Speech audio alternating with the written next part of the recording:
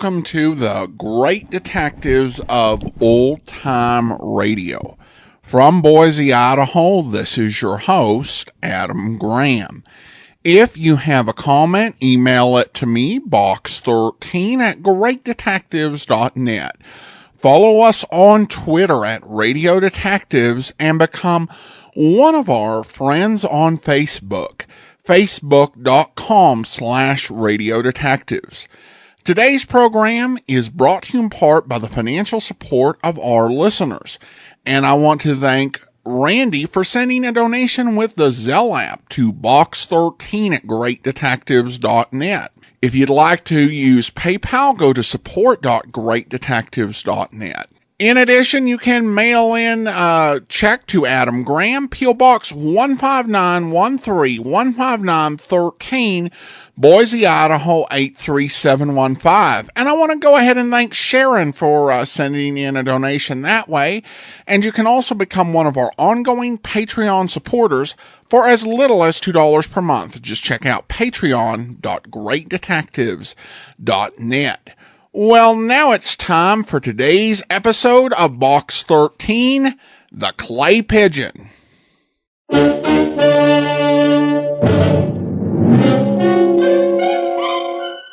Box 13, with the star of Paramount Pictures, Alan Ladd as Dan Holliday.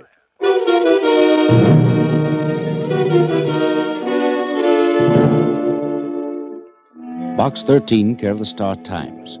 If your advertisement, Adventure Wanted, will go anyplace, do anything, is bona fide, do this. Call Yorkside 89078 and ask for Dr. Ogden. Make an appointment with him. Then phone Madison 9548 and ask for Mr. Alexander. When you've done these two things, you will receive further instructions. I will wait until 3 tomorrow afternoon. Further instructions. I will wait until 3 tomorrow afternoon for your call. If you want money, I can arrange that. If you want adventure only, this will give it to you. There was no signature, so I assumed the letter was from the mysterious Mr. Alexander, who liked telephones. I was right. It was his nickel and $1 million worth of trouble.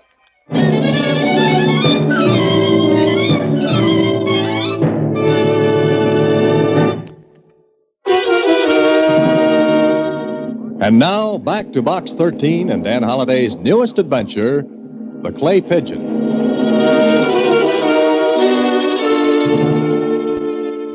I wonder why you're to make an appointment with a doctor, Mr. Holliday. I don't know, Susie, but it's a very interesting letter.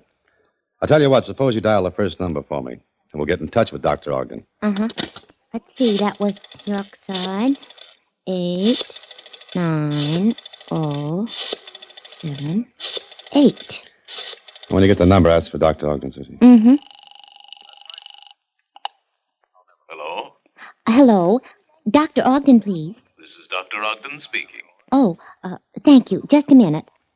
He's on the line. Answered the phone himself. Oh, thanks. Hello, Dr. Ogden. Yes.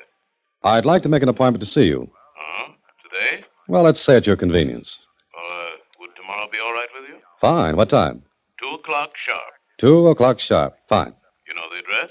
Well, no, you'd better give it to me. Certainly.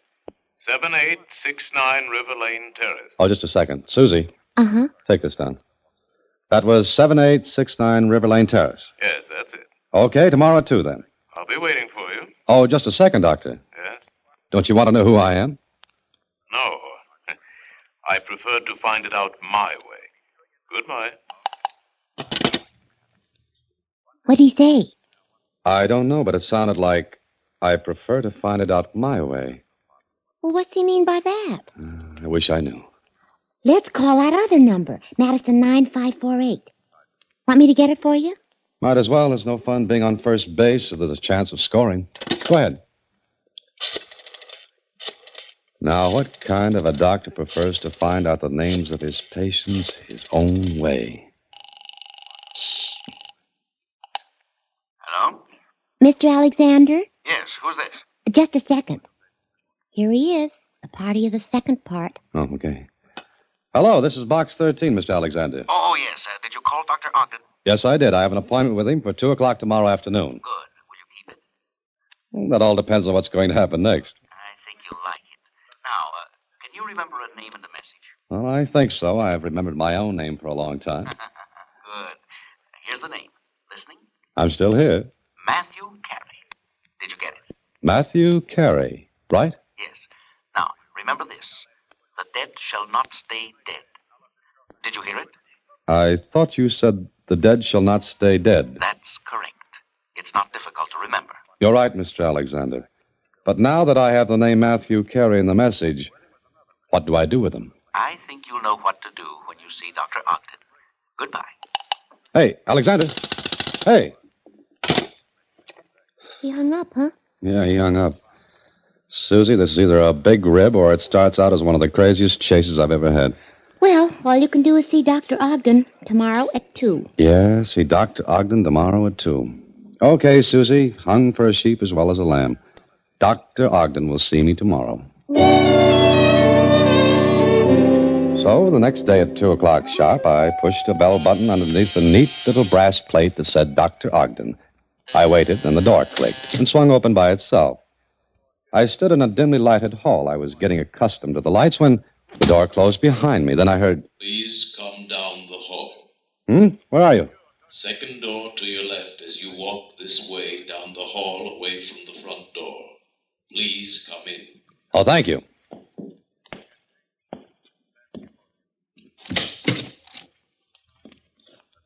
How do you do? Please close the door and come in. Thank you again. I'm very happy to see that you're prompt. You're the gentleman who called yesterday about 2 o'clock, yes? Yes, I called about that time. Good. Please be seated across the table from me. Now, may I ask who sent you to me? A mutual friend. May I ask the name of this mutual friend? Mr. Alexander. I don't seem to recall that name. Alexander? Alexander. Yes, Alexander. Well, no matter. You are Dr. Ogden. Yes, why do you ask? Well, I had no way of recognizing you, Doctor. For all I know, you may be someone else. I see you're a skeptic. About what? Don't you know? Huh? Oh, yes, of course. Shall we proceed? By all means, I'm very anxious to proceed, but first my name is... Please don't tell me. I have other ways of finding that out. Oh? First, we shall dim the lights. I control them from my chair here. You can still see me? Very dimly. Your eyes will become accustomed to this light in a moment. Now, there's a drawer on your side of the table. Please open it. You'll find a pad of paper and some pencils in there. Select any pencil and take the pad of paper. Okay, I've done it. Close the drawer. Now what do I do? Please write your name on one of the slips of paper from the pad, anyone. Underneath your name, write a question. Some problem that is worrying you. I shall attempt to advise you.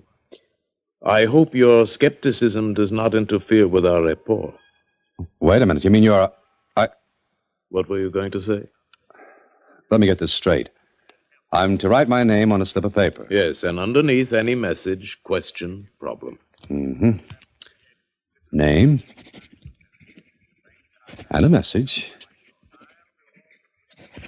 All right, that's done. Now what? Fold the slip of paper and place it under the teacup in the center of the table. There you are, Dr. Ogden. Good. We shall have to dim the lights a little more. I am trying to establish contact with your mind. I am trying to feel the psychic rapport between us. Think of your name and the message. Think of them. I see that your name is Matthew Carey. No! Who are you? Where did you come from? Now, wait a minute, Dr. Ogden. Take it easy. Get out! Get out, you're crazy! You know nothing! Get out! Calm down a minute, will you? Why should my name make you jump out of your chair like that? It's not your name. Please, you don't know anything. You can't know. What's the matter with you, Doctor? Please get out of here. Go! Well, all right. But how did you know what name was on that slip of paper under the teacup? I said get out or I'll have you thrown out!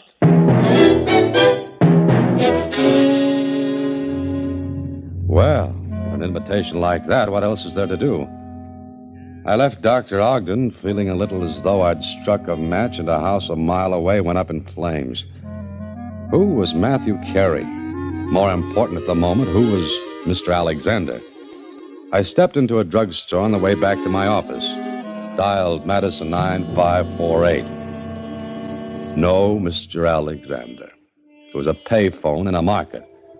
It seemed that Mr. Alexander had sat patiently waiting for my call to him. Later in my apartment. Hello? Ah, Mr. Holliday? Ah, Mr. Alexander. Yes. Which market are you calling from now? So you called back, eh? Yes, I called back. Look, Alexander, if it was your intention to frighten Dr. Ogden out of his next 10 years, you did. It was my intention, Mr. Holliday. Wait a minute. You know my name, my telephone number here at my apartment. How come? I saw you going to Dr. Ogden's. When you came out, I followed you. Very simple. Elementary. Okay, suppose we go to a little higher learning now.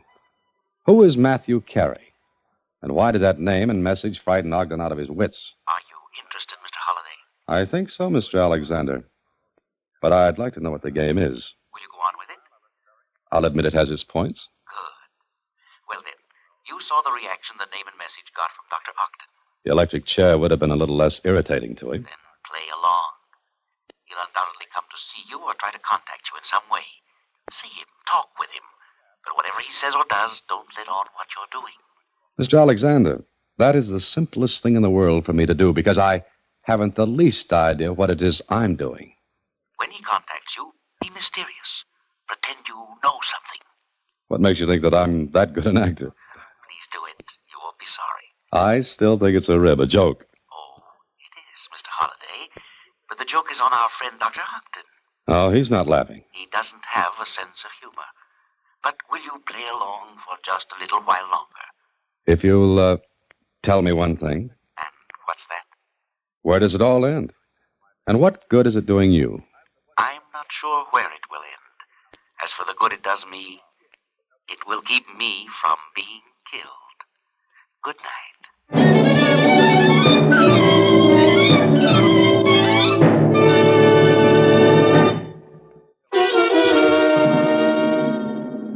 Now back to The Clay Pigeon, another Box 13 adventure with Alan Ladd as Dan Holliday.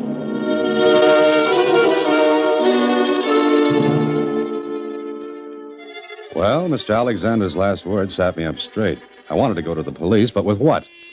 I'd never seen Mr. Alexander, and as far as I knew, he had a lot of nickels to put in phone slots. He'd never give me a chance to trace a call. So I sat tight and waited. And I didn't have too long to wait because that same night... Yes, who is it? Dr. Ogden. Mr. Holliday, may I see you? Oh, Dr. Ogden. Just a second. How did you find me? Psychic rapport? No, I followed you earlier this afternoon. Oh, did you have company? Company? Skip it. Is there something on your mind, Dr. Ogden? Yes. Look here. Why did you come to me this afternoon? Maybe because of Matthew Carey. How did you know? Who are you? You followed me here. You came to my apartment. You ought to know my name. Yes, Holliday, but that isn't your real name. For heaven's sake, man, will you please talk? I'd like a little time to think it over. Then you haven't gone to the police? No, I haven't. You want me to? Are you crazy? How much do you think I know, Dr. Ogden? Look, Holliday, or whatever your name is, I'm willing to pay you to keep quiet. You must realize, of course, I don't have to pay you a cent. Oh, of course you don't. But I want no bad publicity. Be bad for my business. Now, how much? I told you I want some time to think it over. How long? I'll let you know when I'm ready to talk business with you. Meanwhile, you'll not go to the police? No, Dr. Ogden, I won't go to the police. Thank you. I assure you, Mr. Holliday, you won't be sorry. I hope not. Now, good night, Dr. Ogden. Good night, and you will let me hear from you. I promise just as soon as I come to a conclusion. Then, good night. For a moment, I stood there after Ogden left. I listened to make sure he had gone. Then I stepped out into the hall and down the stairs into the lobby. Ogden was out of sight.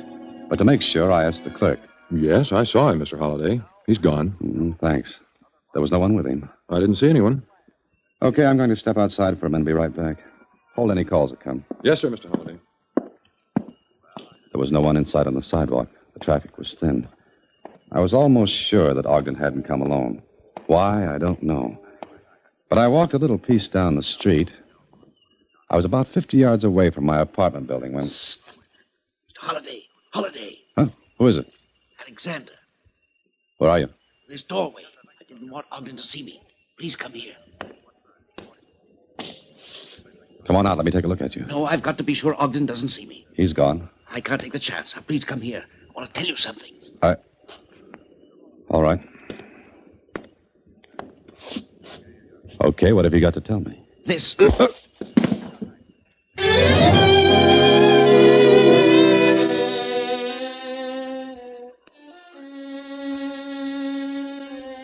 better now, Mr. Holliday? Oh, how'd I get back in the lobby? I found you. How did you happen to be looking for me? Well, there was a call for you. I stepped out on the pavement and saw someone lying in that doorway. Yes, and there I was, all tucked away. The original Clay Pigeon, Dan Holliday. Shall I call the police? No, wait a minute. You've got your wallet. Mm-hmm. My watch, my change, my ring. There's nothing missing? No, not a thing missing. Well, that's funny. The word you want is peculiar. It's anything but funny anymore. But I would like to know why he slugged me and then left me with all my money and... Your keys. Have you got all of them? Yeah. Yeah, they're all here, but look at this one, Charlie. You see anything? Well, yeah, there's some green stuff on it. Mm-hmm. Modeling clay. Looks like it. So Mr. Alexander wanted to make an impression of this key to my office. Why?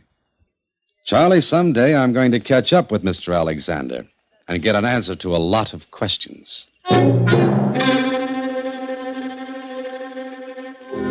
What did Mr. Alexander want in my office?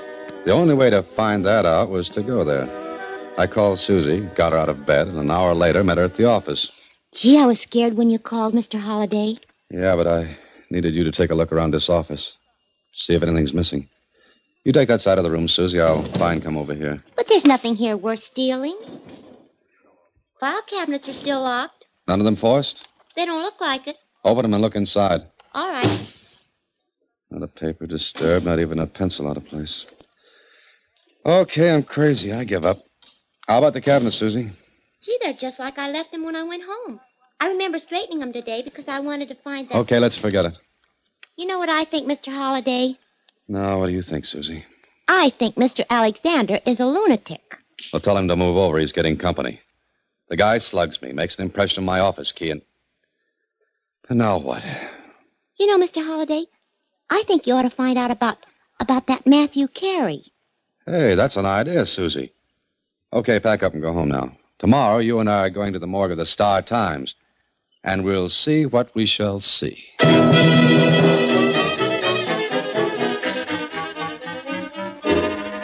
It took Susie and me the better part of 2 hours to dig through old files. But finally we came up with something. Susie read a paragraph to me. A paragraph from a Sunday supplement. The murder of Matthew Carey has never been solved. The only suspect was Marvin Smith, who disappeared mysteriously and has never been located. Carey and Smith were partners in a mind-reading and psychic act, and they... Hold it, Susie. Does that give you a hint? More. It tells me Dr. Ogden's real name. Marvin Smith. Susie, Ogden is a mysteriously disappeared suspect. Sure, but who is Mr. Alexander? Go ahead, read some more. Okay. Matthew Carey's body was claimed by a brother, Philip Carey. Philip, at his brother's inquest, was dramatic in his denunciation of police and in his vow to track down his brother's killer. Later, he too disappeared. The Matthew Carey case remains another famous unsolved murder. Gee, Dr. Ogden killed Matthew Carey. Yeah, that's the way it looks. Now, all I've got to figure out is what I'm doing in the act. Why did Philip Carey send me to Dr. Ogden in the first place? To scare him. Oh, that was only part of it. Obviously, Susie, Carey, or Mr. Alexander, as I shall fondly remember him, wanted to make Ogden think that someone was on to him. But why pick on me? Later, I called the police and let them know that Dr. Ogden and Marvin Smith were one and the same. Or at least I thought they were. The police went in to see him, but once more he had dropped off the face of the earth, and I looked like a prize sap for giving the tip-off. Then that afternoon... Want me to answer it, Mr. Holliday? I bet let me take it, Susie. Hello? Holiday? Yeah. Dr. Ogden, isn't it? Yes. Where have you been? Listen to me. I agree to your terms. You what? I said I agree to your terms. Oh. You agree to my terms. Well, that's nice. I can't talk any longer. I've got to go now. But I agree to your terms. Goodbye. Ogden.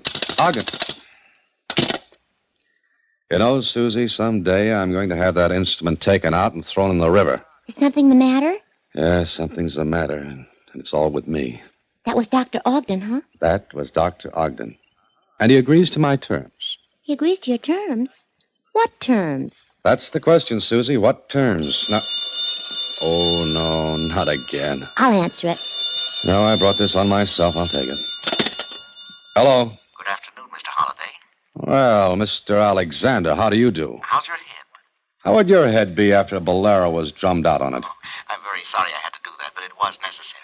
Alexander, if I could only see you just once. How would you like to do just that tonight? What do you mean?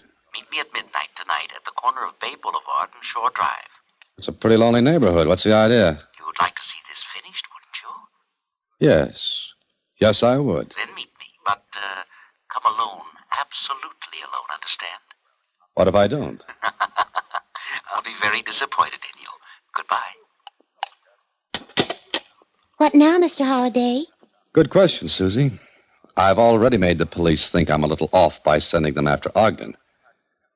Okay, I'll meet Mr. Alexander tonight, but not before I do a lot of thinking.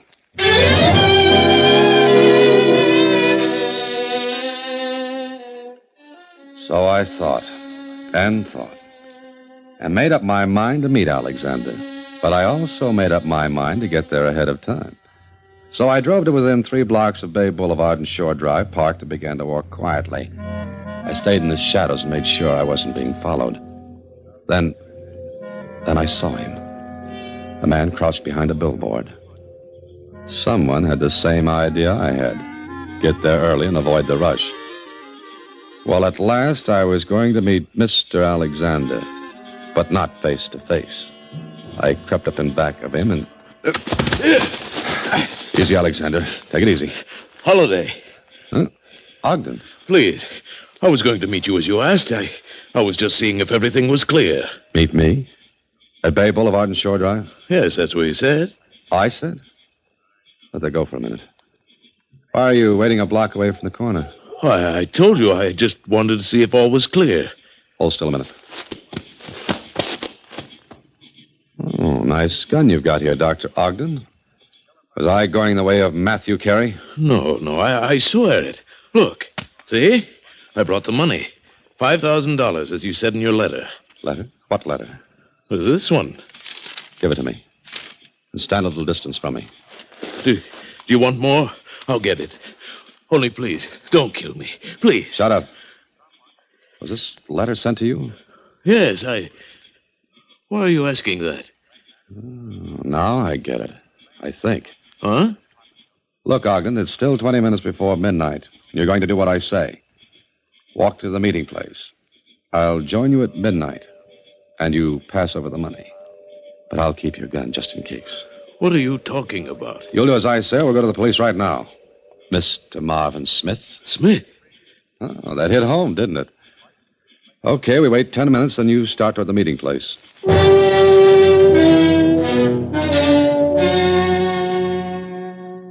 At midnight, I walked toward the corner. It was very dark, and I could just make out Ogden's silhouette. Holiday. Yeah.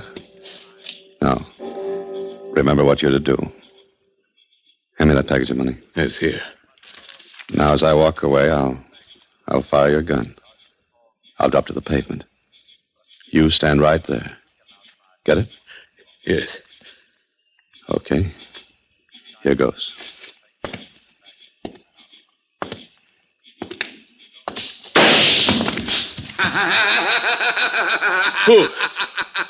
Who is it? Hello, Smith. Philip! Philip Carey! You did just exactly what I thought you'd do, Smith. You killed him. Now I'm going to kill you as you killed Matthew. Don't move. Keep your back toward me. Now take a moment, Smith. Take a moment to think how it must have felt to my brother. But now... Drop that gun, Carey. Drop it. You dirty meddler. Ogden, quick, down, drop. Oh, You shot him, Holiday. Just in the hand. oh, killed Matthew. Let me get at him. The police will take care of him and you. And I'll be glad to see it. Because I don't like being a clay pigeon. Now, let's get going, both of you. I've got to explain a few things to my secretary.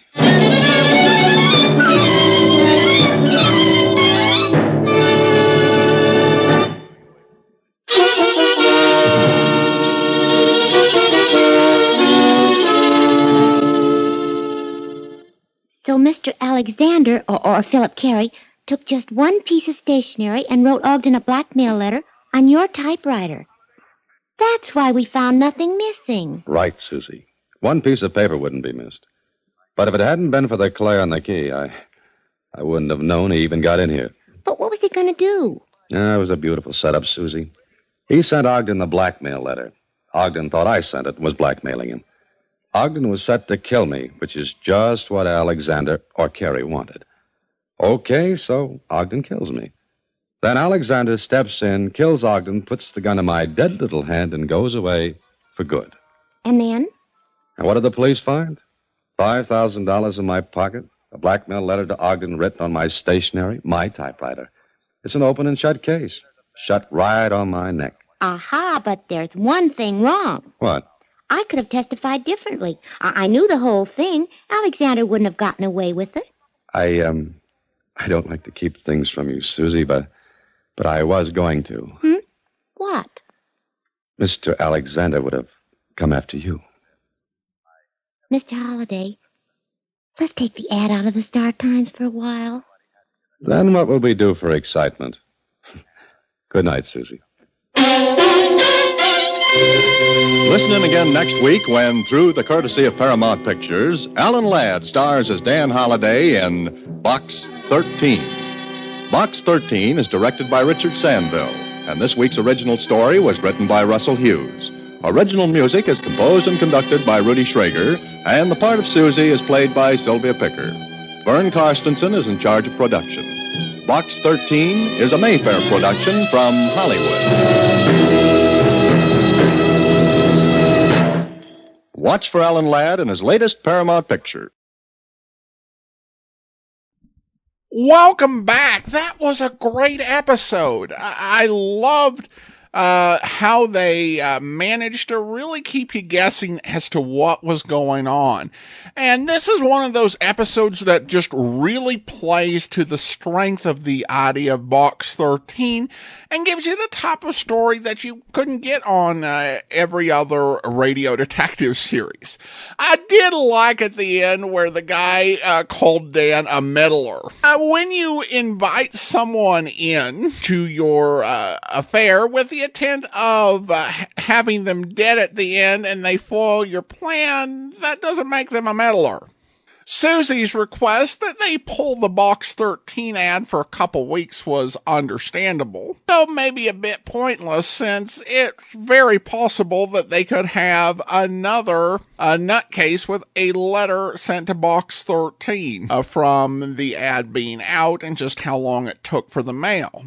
But, it's just comes with the territory. I guess the perfect response to Susie's request would be uttered in the 70s when Super Chicken would intone, "You knew the job was dangerous when you took it." TP writes in regarding the Box 13 episode, The Perfect Crime. Thumbs up on the announcement of Casey Crime Photographer. Let's all head over to the Blue Note for some cool drinks, cool jazz, and even cooler mysteries. Well, thanks so much, TP, and I'm looking forward to bringing it to you in only 2 weeks now. All right, well, I do want to go ahead and also thank our Patreon supporter of the day. I want to thank Jonica. Jonica has been one of our Patreon supporters since February 2018. Currently supporting us at the Shamus level of $4 or more per month. Thank you so much for your support, Jonica. And that will do it for today. Join us back here tomorrow for O'Hara. And then next Monday, we'll be back with another episode of Box 13. In the meantime, send your comments to Box13 at greatdetectives.net. Follow us on Twitter at Radio Detectives and become one of our friends on Facebook, facebook.com/Radio Detectives. From Boise, Idaho, this is your host, Adam Graham, signing off.